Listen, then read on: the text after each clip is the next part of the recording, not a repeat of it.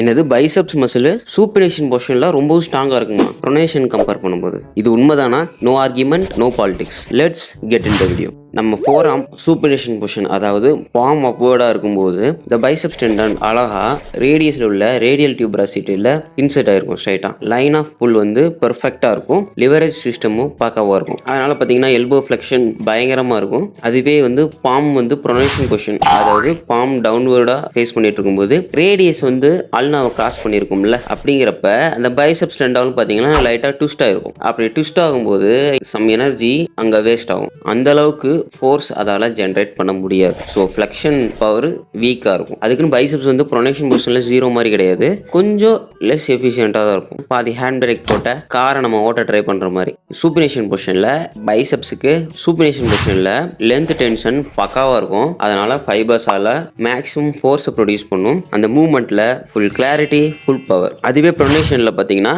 பைசப்ஸே வந்து எல்லா வேலையும் பார்க்காது. அதுக்கு சப்போர்ட் பண்ணுற மாதிரி பிரேக்கியாலிஸும் பிரேக்கர் ரேடியாலிஸும் சப்போர்ட் பண்ணுவாங்க.